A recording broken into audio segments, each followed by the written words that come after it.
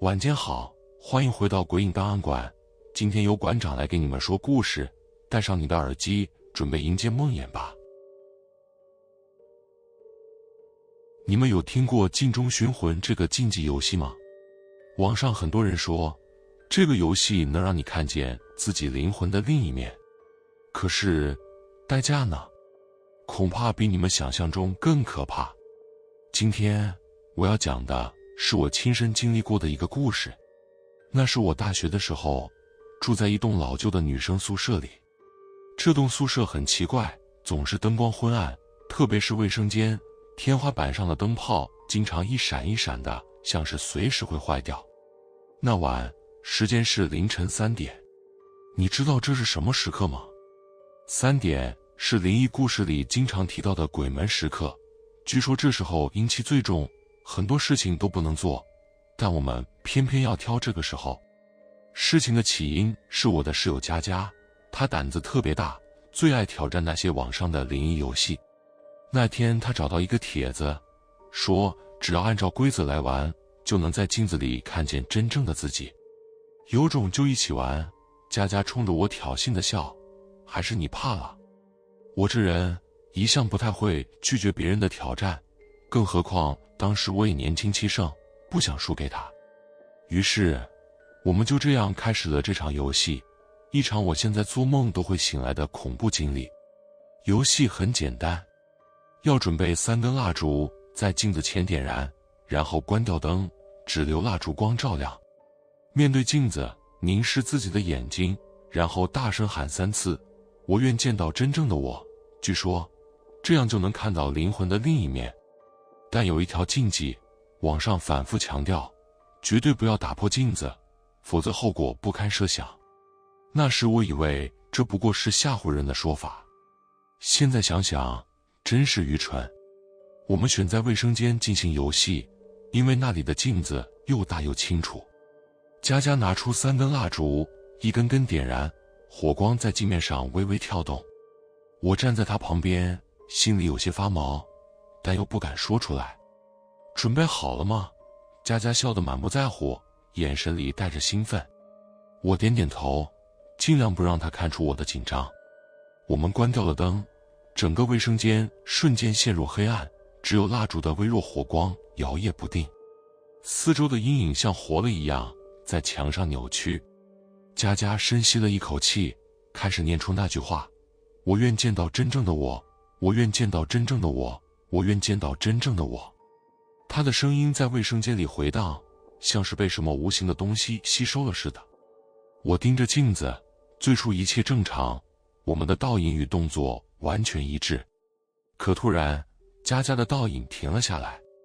是的，镜子里的佳佳站着不动，却与她本人渐渐不同。倒影抬起头，露出了一个诡异的微笑，那笑容太扭曲了，像是根本不属于人类。佳佳，别玩了，快走！我紧张地抓住她的手，但她像是被什么东西迷住了，伸手去触碰镜面。就在她的指尖碰到镜子的瞬间，倒影突然动了。她猛地抓住佳佳的手腕，用力将她向镜子里拉去。佳佳尖叫一声，身体像是被什么力量控制住了，怎么挣扎都无济于事。帮我！佳佳大喊。我拼命拉住她，但那股力量太犟了，仿佛要把她硬生生地拽进镜子里。我没办法，只能抄起水桶，用力砸向镜子。可就在镜子破裂的瞬间，蜡烛的火焰全熄了，四周陷入一片黑暗。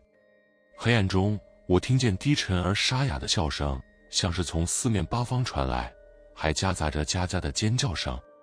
那声音忽远忽近，冷得像冰一样。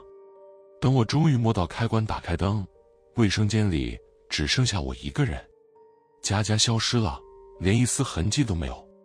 我报了警，警方搜遍了整栋宿舍楼，但找不到佳佳的任何踪影。更奇怪的是，当我试图向其他室友解释时，他们却满脸疑惑地问我：佳佳是谁？你能想象吗？明明和我们朝夕相处的人，突然变成了一个不存在的名字，就连他的床位也空得像是从没有人住过一样。我翻遍了手机，找出我们以前的合影。那些照片里，原本应该站在我旁边的佳佳，变成了一片空白。她不见了，彻底从这个世界上消失了。佳佳的消失让我陷入疯狂，但故事还没结束。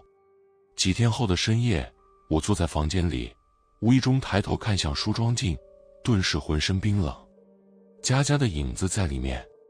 是的，她站在我的身后，脸上挂着那个诡异的笑容，眼神冷漠而空洞。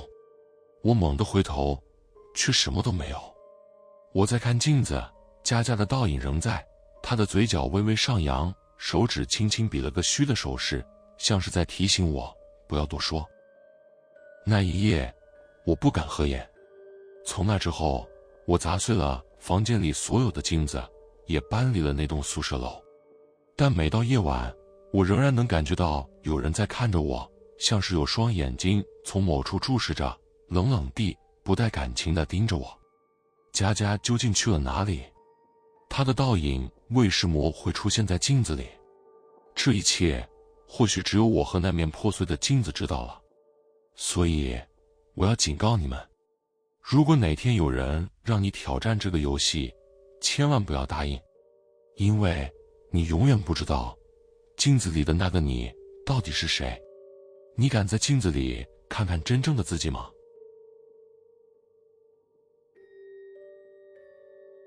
午夜红门，进不得的诡异房间。你们有听过午夜红门这个竞技游戏吗？有传说，只要按照规则去找，午夜时分会出现在某个特定楼层的一扇红色门，里面藏着通往另一个世界的通道。但如果你胆敢推开这扇门，今天我要讲的是我亲身见证的一个故事。你们听完，会不会还敢再靠近一扇红门？我不敢保证。这个故事发生在我大学的时候，那是个潮湿的秋季，宿舍楼后方有一条阴暗的走廊，通往一栋半废弃的旧教学楼。那栋楼平时少有人走动，听说里面曾经发生过一场火灾，烧死了几个学生，之后就一直荒废在那儿。某个深夜，我的室友阿豪突然兴奋地告诉我，他在网上看到一个挑战游戏，游戏的名字叫午夜红门。根据传说，午夜12点到凌晨3点之间，旧教学楼的某个楼层会出现一扇红色的门，而那扇门平时是不存在的。如果找到那扇门并且推开它，就能看到另一个世界。阿豪说这话的时候，眼睛里闪着光，像是对未知的刺激充满了期待。我警告他，阿豪，这些东西最好别碰，网上的传闻可不一定是闹着玩的。但阿豪哪肯听，他是个天生的冒险家，越是神秘的事情越让他兴奋。那天晚上，他硬拉着我一起，说要去见证奇迹。我们准备好手电筒，等到午夜12点，悄悄翻过宿舍楼的后墙，进入那栋旧教学楼。建筑里充斥着湿冷的霉味，每踩一步，木质地板都会发出嘎吱嘎吱的声音。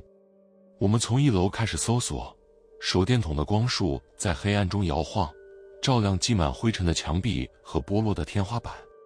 时间1分1秒的过去，直到我们来到3楼，阿豪的手电筒突然打在了一个奇怪的东西上。那是一扇红色的门，它出现在一条走廊的尽头，突兀而诡异。门的颜色鲜红，像是刚刷上的油漆，散发着一股不寻常的光泽。可奇怪的是，四周的墙壁还是满是灰尘和斑驳裂痕，和这扇门完全不搭。找到了！阿豪低声喊，声音里带着兴奋。我的心跳开始加速，这扇门出现的太过突然，根本不像是自然存在的。我忍不住后退了一步，阿豪，别靠近，这不对劲。可他根本没听我的，他一步步走向那扇门，伸手轻轻触摸它。红门冰冷的异常，像是一块刚从冰窖里取出的石头。你看，这门一点也不恐怖，说不定真的通往另一个世界。他说着，握住了门把手。当阿豪推开门的瞬间，一阵冰冷的风从门后吹了出来，夹杂着一股腐臭味。我本能地后退了一步，却发现红门后不是另一间房间，而是一片漆黑的空间，像是无底的深渊。里面好像有东西，阿豪低声说，拿起手电筒照向里面。光束刺入黑暗，隐隐约约照到一些模糊的影子。那些影子像是人。是的，红门后站着一排排的影子，他们静静地伫立在黑暗中，没有面孔，只有模糊的轮廓，像是烟雾凝聚而成。快关上门！我忍不住喊道，可阿豪却像被什么东西吸引了一样，往里面踏进了一步。就在他踏进红门的瞬间，那些影子突然动了，它们像潮水一样涌向门口，发出沙沙的声响，就像是干枯的落叶被风卷动。阿豪被吓得摔倒在地，手电筒滚到了一边，光束摇晃着照在红门的框边。帮我！他惊恐地大喊，伸手想要抓住什么，但他的脚却被那些影子缠住了。那些模糊的影子如同活物般死死地缠绕在他的小腿上，一点一点地将他拖向红门内的黑暗深渊。我冲上去试图抓住他的手，但那股力量太大了，我根本拉不住。他的脸在红门前扭曲，满是恐惧，最后的声音是，别让他们抓住你。然后红门猛地关上了。我瘫坐在地上，脑袋一片空白，几分钟后才回过神。我冲向红门的位置，用力拍打门板，试图把阿豪救回来。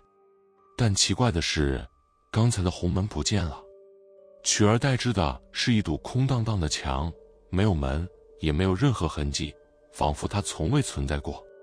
我疯了一样的用手去拨那堵墙，指甲都快抠破了，却什么都找不到。那一夜，我彻底崩溃，回到宿舍后便发起了高烧。当我第二天醒来，试图告诉其他人时，大家的反应让我毛骨悚然。阿豪，宿舍里有这个人吗？他们的表情满是疑惑。就像佳佳的故事一样，阿豪的存在也被完全抹去了。他的床铺变得空空荡荡，所有属于他的东西全都消失了，连学校的学生名册里也找不到任何和阿豪相关的记录。阿豪从这个世界上被彻底抹去了。这件事过后，我再也不敢靠近那栋旧教学楼。可即便我远离，诡异的事情还是会发生。某个深夜，我听到一阵敲门声，轻轻的，有节奏的响起。我心里发毛，但还是鼓起勇气打开了宿舍门。门外什么都没有，只有一张皱巴巴的纸条，上面写着一行字：门开了，进来吧。从那天起，每到午夜，我总觉得背后有双眼睛在盯着我。每次闭上眼，耳边都能隐约听到阿豪的声音：别让他们抓住你。我扔掉了所有房间的镜子，搬离了学校，但那种被监视的感觉从未消失。只要到半夜，我总能听到轻轻的敲门声。所以，你们听清楚了吗？如果有一天，你在某个旧楼里看到一扇红色的门，无论它多么吸引人，千万别靠近，更别推开它，因为你永远不知道，红门后面等待着的会是什么。那问题来了，你敢挑战午夜红门吗？荆棘的午夜笔仙，打开的门，关不上的恐惧。笔仙这个游戏，你们肯定都听说过吧？不需要什么复杂的道具，只需要一张纸、一支笔，再加上一点点胆量。可你们知道吗？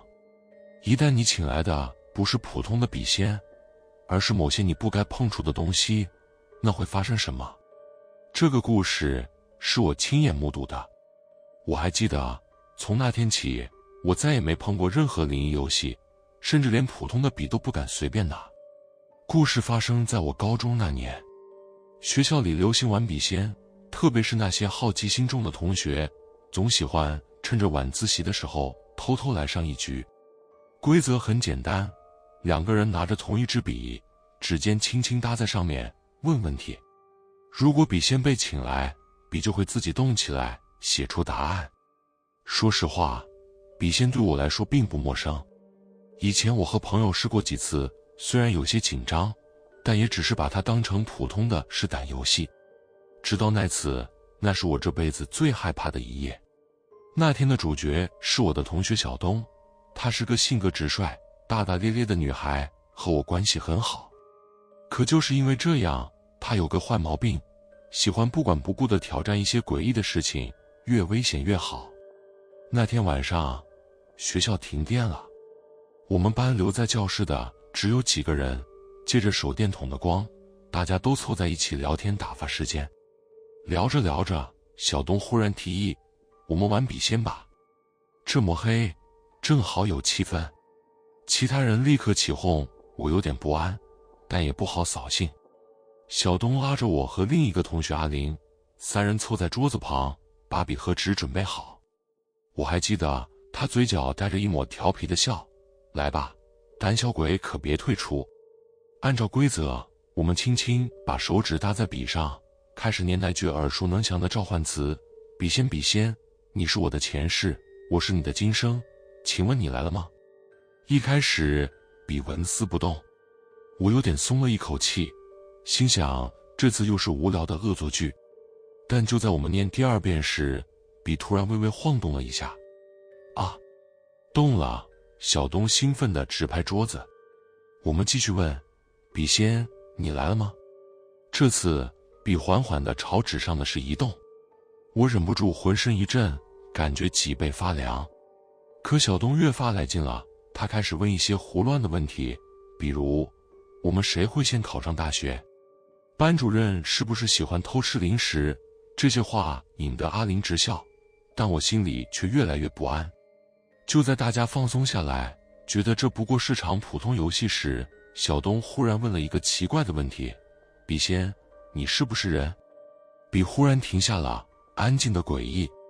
我们三个都僵住了，教室里死一般的寂静，只有手电筒的光弱弱地打在纸上。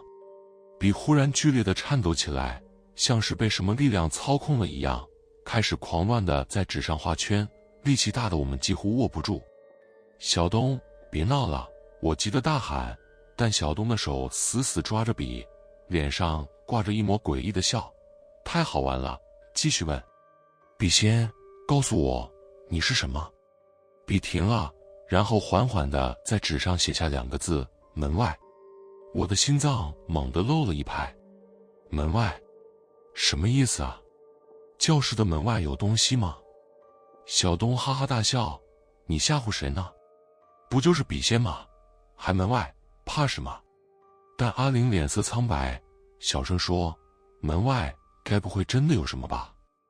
我咬着牙站起来，走到门边，朝外看去。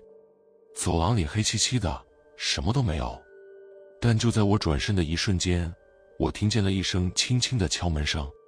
咚咚，那声音轻得像是从很远的地方传来，却在空荡荡的走廊里清晰的可怕。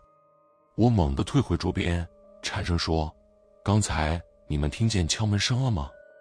小东正要开口，笔却突然开始快速的画圈，速度越来越快，最后笔尖猛地划破了纸。这时我们3个的手机同时响了，我颤抖着拿起手机，一条短信弹了出来，上面只有一句话：不要回头。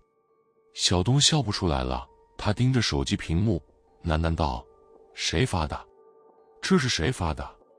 他话音未落，我们背后忽然响起了一声拖地般的脚步声，咔咔咔，像是有什么东西慢慢地走进了教室。别回头！我尖叫着，但小东却猛地站起身，大喊：谁在那里？他转过头去，然后他的眼神僵住了。我不知道他看到了什么，但他的脸渐渐变得扭曲，像是在极度恐惧中挣扎。我和阿玲被他的表情吓得不敢动，直到他忽然抓住我们的胳膊，疯狂地喊：快跑！快跑！我们3个摔摔撞撞地冲出教室，拼命地跑。走廊上黑暗一片，身后的脚步声却紧追不舍，越来越近。我不敢回头，但能感觉到有什么东西在我们背后追赶，那种冰冷的压迫感几乎让我窒息。